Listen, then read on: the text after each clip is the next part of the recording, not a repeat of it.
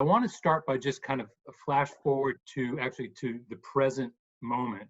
So when you and Seth wrote the piece, the protesters that you were referring to were those who were protesting against lockdown and to open up, that their livelihoods depended on, and so on. And now the context has changed in just a few weeks.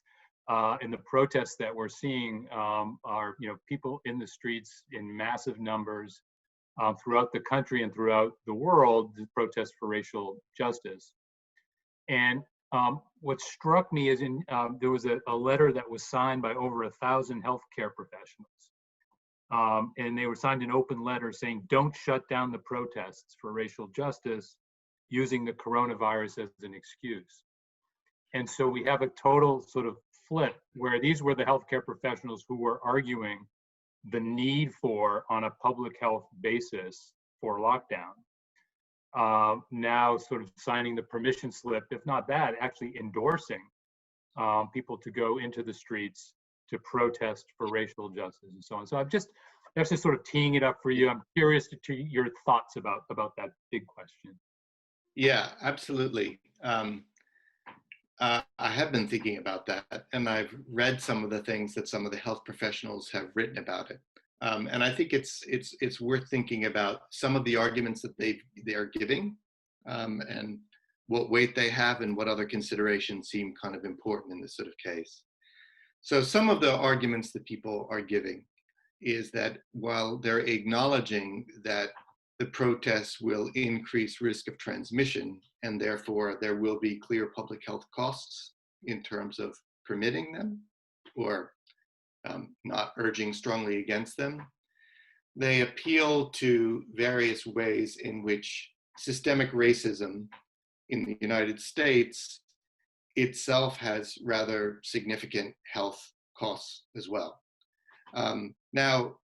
So what they're doing there, I take it, is acknowledging that yes, in fact, this is a risk imposition, a very significant risk imposition, and they could acknowledge that it therefore requires a very strong justification. And then the thought would be that one potentially strong justification would be is if this imposition of risk nevertheless has the long-term effect of shielding others who would otherwise be exposed to risk.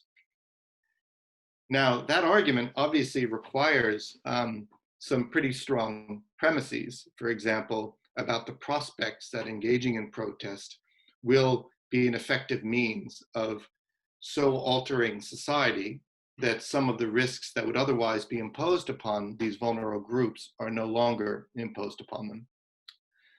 Now, what to think about that?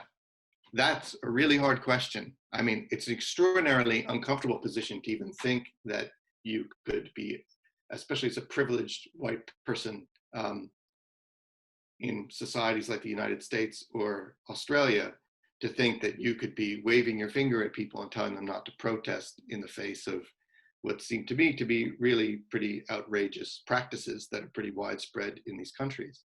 But I do think that we have to take these arguments seriously, and I think that one thing that can be said on behalf of this argument is that, well, in these there is some historical basis for thinking that particular moments in history with particular intensity of protest can make significant differences to societies in which they occur.